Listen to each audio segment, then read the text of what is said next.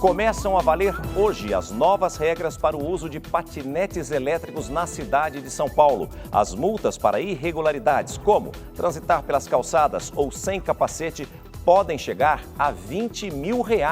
Essa nova opção de mobilidade não se limita apenas à capital paulista. Os patinetes invadem as ruas de várias cidades, dividem espaço com pedestres e outros meios de transporte e provocam polêmica. Será que realmente impor regras é suficiente?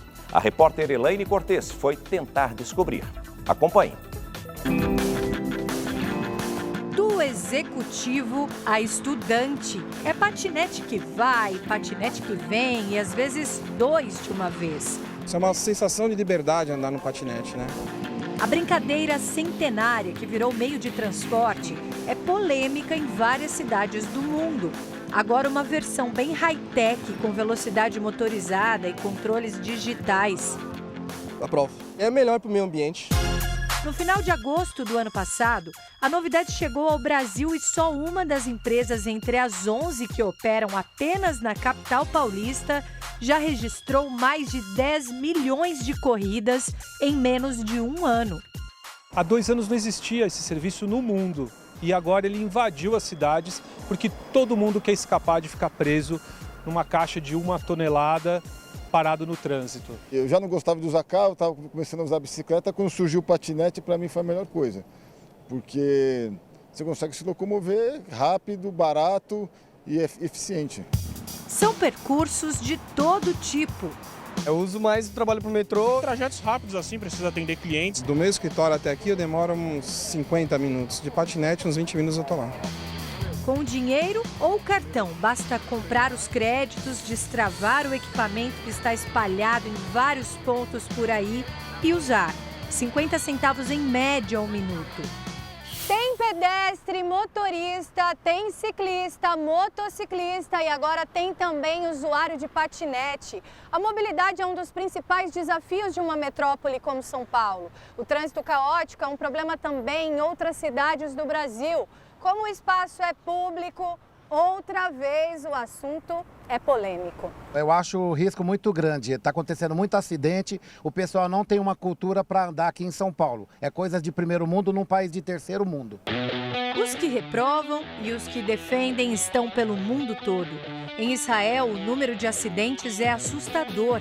Flagrantes mostram que a imprudência provoca acidentes graves e inclusive mortes. Lisboa, Madrid e Paris limitaram o uso. Nas calçadas, o patinete está proibido e o usuário está sujeito a multa que pode chegar a cerca de R$600. Eu acho bem perigoso porque já aconteceu de eu quase ser atropelada, apesar de ser uma boa ideia. Tem o lado bom e o lado ruim.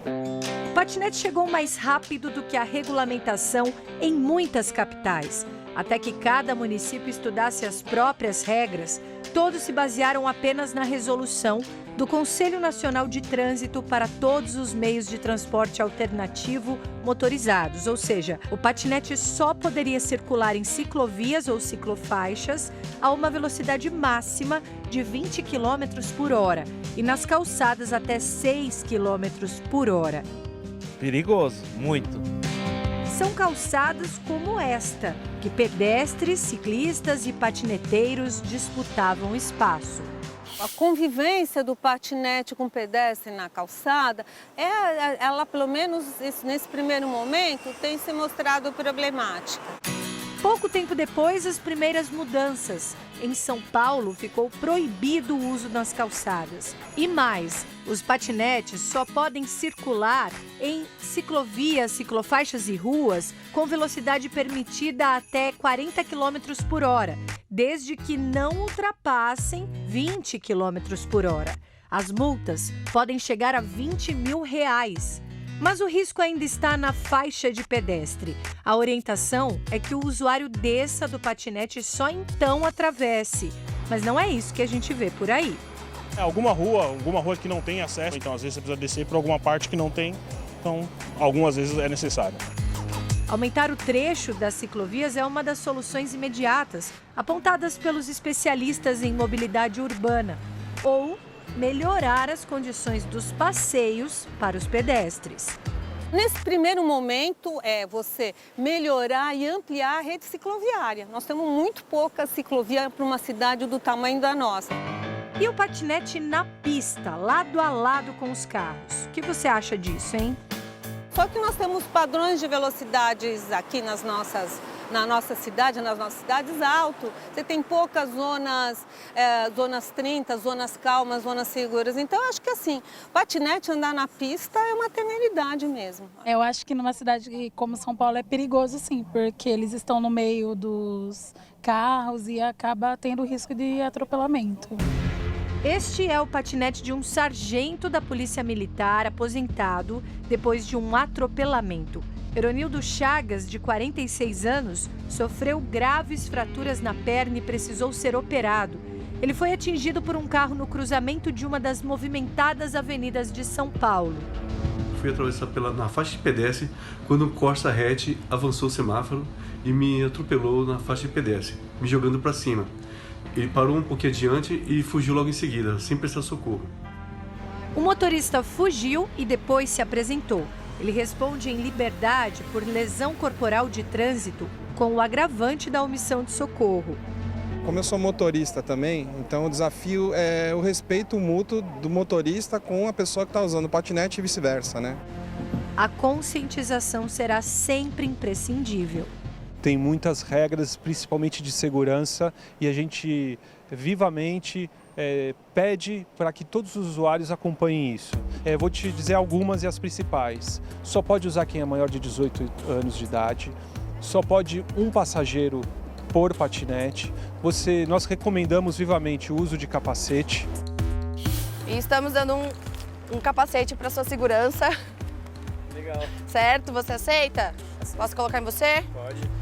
Uma das empresas de compartilhamento de corridas fez uma ação educativa. Eu já caí bastante já, mas capacete nunca usei. Uma batida a 20 km por hora equivale ao impacto de uma queda de 3 metros de altura. O capacete é importantíssimo na segurança de qualquer indivíduo que vai utilizar um meio de transporte. Ele protege a cabeça da colisão direta com o asfalto, com o meio-fio, com a pedra portuguesa. Daniel Ramalho é chefe do setor de ortopedia de um hospital no Rio de Janeiro, onde o número de acidentes também impressiona. Pelo menos 320 pessoas foram parar nos hospitais com ferimentos causados por acidentes com patinetes elétricos de janeiro a abril. Os dados são de um dos maiores hospitais da cidade. Essas imagens, feitas pelo próprio usuário, mostram um patinete trafegando acima da velocidade permitida perto da Lagoa Rodrigo de Freitas, um local onde muitas pessoas fazem caminhada. Esse rapaz, mesmo na ciclovia, quase atropela um pedestre. Aqui, 2 pessoas, um equipamento. Em Florianópolis, um ciclista quebrou o punho e deslocou a mão ao tentar desviar de uma menina que estava com mais 3 crianças de patinete, interditando a ciclovia. Quando eu cheguei próximo a essa criança menor, ela, não sei o que aconteceu, que ela resolveu acionar o patinete, acelerou, atravessou as 2 pistas para ir, eu acredito, junto com as outras crianças na calçada. Só que isso foi muito próximo de quando eu já estava perto dela. Eu freiei, mas eu joguei a bicicleta para o lado, e com isso a minha mão acabou indo no chão, primeiro a mão esquerda, e na hora eu já percebi que a mão ela saiu do lugar e já inchou bastante, né?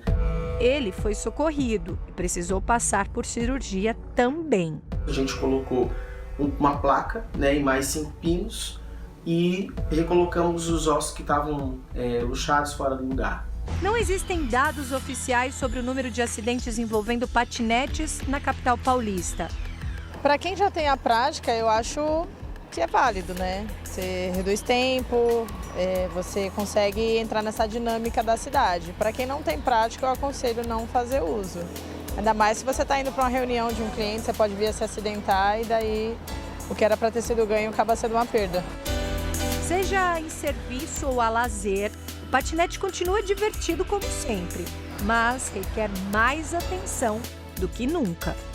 É algo novo, que a maioria da população não está acostumada ainda, muita gente caindo, se acidentando. Acho que ainda eu acredito que regulamentando, deixando o pessoal bem amparado, vai ficar bacana.